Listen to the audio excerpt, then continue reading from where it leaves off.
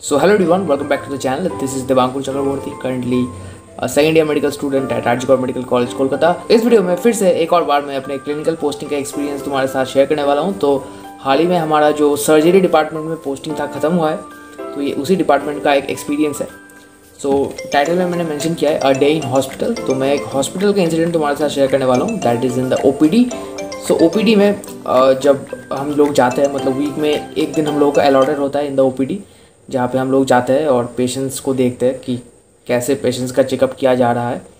सो हमारा अरेंजमेंट कुछ यार इस तरीके से होता है, एक टेबल होता है, उसमें सर बैठते हैं और सर के पीछे हम एनसर्कल करके मतलब खड़े होते हैं, और सर के सामने वाले साइड पे जो सीट है वहाँ पे पेशेंट को बैठाया जाता है और पीछे से हम एकदम सर्कल फॉर्म में खड़े होकर देखते हैं, ठीक है, कि क्या इंस्पेक्शन किया जा रहा है, प्रेस्क्रिप्शन में क्या लिखा है, ये सारे डिटेल्स हम नोटिस करते हैं यहाँ से। इसके बाद रूम में एक और साइड पे एक पार्टीशन टाइप ऑफ किया जाता है, वहाँ पे एक बेड होता है जहाँ पे पेशेंट को एग्जामिन किया जाता है। तो सर्जरी डिपार्टमेंट ऑब्वियसली कुछ बॉडी में डिसफंक्शन हुआ है, कुछ एनाटॉमिकल डिसफंक्शन, तो उसको चेकअप तो करना पड़ेगा, उसको पैल्पेट करना पड़ेगा, रीजन को अच्छे से एग्जामिन करना पड़ेगा। तो इसके लिए एक बेड वहाँ पे प्रोवाइडेड होता है। तो जब पेशेंट को वहाँ पे लेके जाया जाता है तो उनका एग्जामिनेशन होता है और हम पीछे से देखते हैं। सो कुछ सेटअप इस तरीके का होता है, तुम यहाँ पे साइड पे देख सकते हो। सो ये तो यार काफ़ी इंटरेस्टिंग लगता है, मतलब बहुत ज़्यादा इंटरेस्टिंग, पहली बार लाइफ में हम लोग देख रहे हैं ये सब चीज़ें, इंटरेस्टिंग तो लगेगा। सो मतलब RG मेडिकल कॉलेज एक बिजी हॉस्पिटल है, तुम्हें पता है, गवर्नमेंट मेडिकल कॉलेज, वहाँ पे पेशेंट लोड काफ़ी ज़्यादा होता है। सो सर्जरी डिपार्टमेंट में मेन 4 टाइप ऑफ केसेस बहुत ज़्यादा हम लोगों को देखने मिलता है। मतलब एक तो हो गया तुम्हारा hernia, femoral hernia, inguinal hernia, incisional hernia, इस टाइप के पेशेंट्स बहुत ज़्यादा होते हैं। सेकेंड मोस्ट कॉमन टाइप होता है ब्रेस्ट लंप, फीमेल पेशेंट्स आते हैं, उनके ब्रेस्ट में एक लंप होता है। उसके बाद 2 और टाइप ऑफ कॉमन पेशेंट्स हम लोगों को देखने को मिलता है, दैट्स वन ऑफ अपेंडिसाइटिस, मतलब अपेंडिक्स जिनका ऑपरेशन करवाना होता है, तो उनका एडमिशन लिया जाता है, तो उनको एडमिट किया जाता है। उसके बाद सर्जरी OT में उनका अपेंडिक्स को काट के अलग कर दिया जाता है। अपेंडिक्स वेस्टिजियल ऑर्गन है, तुम लोगों को पता है। उसके बाद और एक बहुत ही कॉमन टाइप कोलेसिस्टेक्टोमी, इसका ऑपरेशन होता है, तो इसके रिगार्डिंग भी पेशेंट्स आते हैं। ऑपरेशन 2 टाइप होता है, एक होता है तुम्हारा माइक्रो सर्जरी, एक होता है ओपन सर्जरी। इसके बारे में हम आगे चल के बात करेंगे कि कौन से कंडीशन में क्या है और दोनों ऑपरेशन के बीच में डिफरेंस क्या होता है। ऑपरेशन के स्टोरीज भी मैं तुम लोगों के साथ शेयर करूंगा कि क्या क्या ऑपरेशन मैंने अभी तक देखा है, अलग वीडियो में बात करेंगे। तो बेसिकली यही 4 केसेस है, मतलब मैक्सिमम पेशेंट्स इसी के चलते यहाँ पे आते हैं। जब हम इन केसेस को देखते हैं, इसके रिगार्डिंग जो टॉपिक्स है जो एक्चुअली हमको सिलेबस में पढ़ना होता है, ये हमारे दिमाग में एकदम बैठ जाता है। हम यहाँ पे ज़्यादा से ज़्यादा क्वेश्चंस को सॉल्व करके अपने मेमोरी को कंसोलिडेट कर सकते हैं। मतलब किसी भी टॉपिक को अगर हमने स्टडी किया, उसको ज़्यादा से ज़्यादा टाइम तक याद कैसे रखेंगे, क्वेश्चन बैंक सॉल्व करके। अब यहाँ पे तुम लोगों को पता है मैं सेकंड ईयर में यूज़ करता हूँ प्रेप लैडर। प्रेप लैडर के क्वेश्चन बैंक में कौन से ऐसे फीचर्स है जिसको यूज़ करके हम अपने मेमोरी को एनहांस कर सकते हैं, ज़्यादा देर तक चीज़ों को रिटेन कर सकते हैं। तो चलो एक बार इसके बारे में देख लेते हैं। तो सबसे पहला फीचर जो मुझे काफ़ी पसंद आता है कि इसका एक्टिव गाइडेंस वाला फीचर। तुम यहाँ पे देख सकते हो क्वेश्चन के जो इंपॉर्टेंट पॉइंट्स है, जो क्लिनिकल सेगमेंट्स है, जिसको पढ़ के तुम्हें समझ आएगा कि इसका आंसर क्या होने वाला है, दोज आर हाईलाइटेड। यहाँ पे इसको अच्छे से हाईलाइट किया गया है। यहाँ पे तुम ध्यान दे सकते हो कि कौन से पोर्शन को जज करके हमें एक्चुअली क्वेश्चन को सॉल्व करना है। ये तो गया तुम्हारा एक्टिव गाइडेंस वाला फीचर। इसके बाद यहाँ पे टैग्स होते हैं कि ये क्वेश्चन कहाँ से पिकअप किया गया है। एम्स, नीट, PG सारे एंट्रेंस एग्जाम होता है, इससे यार क्वेश्चन को पिकअप किया जाता है, तो कहाँ से पिकअप किया गया है टैग्स में यहाँ पे मेंशन्ड होते हैं। साथ साथ अगर हमने किसी क्वेश्चन को गलत कर लिया तो उसका जो एक्सप्लेनेशन है, ताकि हम सही आंसर को ढूंढ पाए, सही आंसर को फाइंड आउट कर पाए, तो उसका फुल फ्लेजेड एक्सप्लेनेशन यहाँ पे दिया हुआ है। यार सिर्फ ये नहीं, अगर तुमने किसी आंसर को सही भी कर लिया है तो बाकी सारे ऑप्शन इनकरेक्ट क्यों है ये भी यहाँ पे दिया हुआ है। सो चारों ऑप्शंस कैसे कैसे रिलेटेड है क्वेश्चन से, कैसे कैसे नॉन रिलेटेड है, इसके रिगार्डिंग भी सारा इन्फॉर्मेशन यहीं पे मेंशन्ड है, ठीक है। इसके बाद और एक फीचर यहाँ पे है, दिस कॉल्ड द ट्रेजर्स। तो ट्रेजर्स एक्चुअली में क्या होता है, एक mind map sort of thing, एक flash card, mind map, table, flash card, ऐसे मतलब एक समरी बेस्ड एक्सप्लेनेशन यहाँ पे प्रोवाइडेड होता है क्वेश्चन के एंड में, जिससे देख के तुम जल्दी से जल्दी अपना रिवीजन कंप्लीट कर सकते हो। इन सभी के साथ यहाँ पे वीडियो लेक्चर्स भी असाइंड है। यहाँ पे जो क्वेश्चन तुम देख रहे हो, इसका जो एक्सप्लेनेशन है ये किसी वीडियो में है। अब ये तो पॉसिबल नहीं है कि तुम पूरा वीडियो देखो उसके बाद उस स्पेसिफिक पार्ट को फाइंड आउट करो कि कहाँ से क्वेश्चन लिया गया है।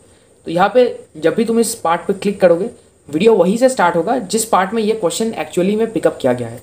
So without wasting time you can just go and check out that part and make your concepts more strong. So यही पे हम बात करेंगे अबाउट द स्ट्राइक रेट। अब स्ट्राइक रेट होता क्या है? Strike rate is basically the percentage of questions जो नीट PG में डायरेक्टली पूछे गए हैं from the content of prep ladder. तो प्रेप लैडर के कंटेंट से डायरेक्टली जो क्वेश्चंस नीट PG पेपर में आए हैं तो यहाँ पे अगर हम बात करें नीट पीजी 2021 तो इसमें 89% क्वेश्चन आए थे। और अभी जो रिसेंटली हुआ है नीट 2022 पीजी एग्जाम, उसमें 92.5% of the questions were directly from the prep ladder content. तुम अंदाजा लगा सकते हो कि प्रेप लैडर कितना ज़्यादा अपने आप को अपडेट करता रहता है ताकि तुम पीजी प्रिपरेशन के लिए एकदम वेल इक्विप्ड हो जाओ। और अगर तुम इस ऐप को डाउनलोड करते हो विदिन 24 आवर्स तो तुम्हें प्रेप लैडर का सब्सक्रिप्शन एक दिन के लिए कंप्लीटली फ्री मिल जाएगा। So if you are interested do go and check it out. So चलो अब डिस्कस करते हैं क्लिनिकल केस जिसके लिए तुम इस वीडियो पे आए थे, जिसके लिए तुमने इस वीडियो के थंबनेल पे क्लिक किया था।